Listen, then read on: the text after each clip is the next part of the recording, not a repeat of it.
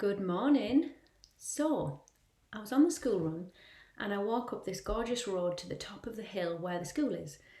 And I meet one of the parents who I'm friendly with, and she's coming out of one of the houses and she tells me they've just moved in. They've just moved in on the street that the school's on. And I'm like, oh, that's amazing. You don't have to deal with road rage and traffic and cars. You're a stone's throw from the school. You can get up with 5 minutes to go. And we have a nice conversation.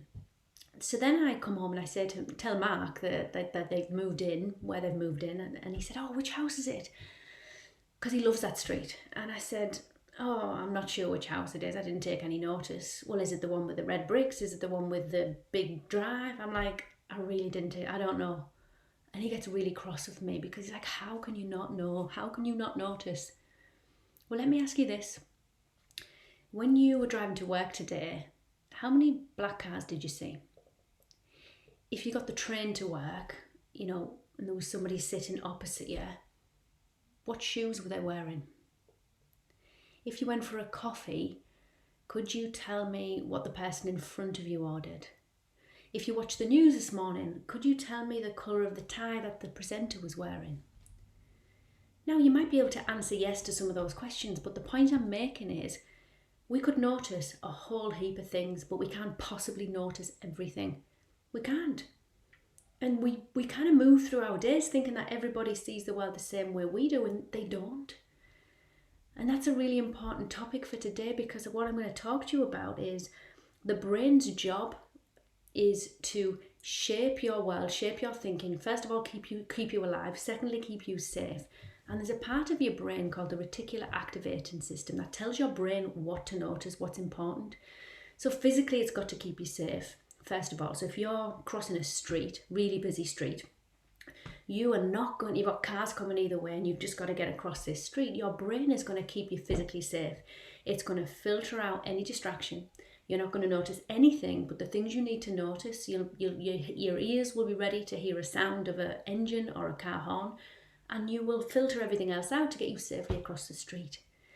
The brain will also keep you alive. It's got a big job to do in focusing on putting air in your lungs, keeping your body at the perfect temperature. So beyond that then, if we recognise that the brain's job is to do that, how else does it decide what's important? Because you could notice the tie, you could notice the number of cars, but the brain needs to go, well, actually, I can't take all this in. So how do I filter out what's not important? And how do I decide what is important to this person? Well, it comes from a couple of places. It comes from what you consciously think about. So you might consciously choose to think about something. The thing is, most of us don't. Most of us don't kind of consciously focus on, let's say, a goal or a desire. Most of our thinking comes from events of the past, or it comes just automatically. So we wake up and half the thoughts we think are the same as yesterday. So what the brain's got to work with is more of the same, really. So if what's in your mind, consciously and unconsciously, is how the brain gets its instructions as to what you need to notice and take in from the world, then if most of what we think about, most of what's in our mind is either from the past or it's just a barrage of stuff from our devices, then we're not really in control. But the exciting thing is, this is why visualization is so key when it comes to you wanting to move towards a desire that you maybe have no idea how to attract or move towards, but it starts with you keeping it in your mind. Because let me give you an example before I go any further. When you get a new car, let's say you got a red Golf and you went and test drove it, you got your finance package and you thought about the Golf for a few weeks, and then eventually you bought it and you're driving your new car. During that time, and for the first few weeks after you get the new red Golf, what do you see? Everywhere on the road. There's red Golfs everywhere. Now, is that because all of a sudden more people bought red Golfs? Red Golfs are on trend? We know it's not, because if you changed your car tomorrow and got yourself a blue Audi, then all you'd see is blue Audis. Because you'd instructed, you didn't do this consciously, but you were focusing a lot on the red Audi or the red Golf. So that's what you start to notice. The brain goes, oh, red Golfs are important. Let's filter out anything else and make sure we zone in on red Golfs. Can you see the magic when this comes to you and your wants and your desires and your goal? The magic is you visualize every morning. Imagine every morning you think about the thing you want. Then what starts to show up are the coincidence. It's the conversation that you just happen to have with a person you lean into. It's something you get an email. I don't know, we get like 200 emails a day. It's the email you get that matches the business you were just about to open perfectly. Was that email always going to be in your inbox? Yes, but you'd instructed your brain that this goal was important, so you noticed the email. You might have deleted it as spam. You might have just not even taken any notice, and you might have paid it no attention whatsoever. This is super powerful. This is why when you focus every day and you visualize, your reticular activating system gets to work on your behalf. So if you go red golf, red golf, red golf, then you're going to go out and you're going to see red golfs everywhere. Same with your goal. So when you start to attract and notice and see these, they're not coincidences.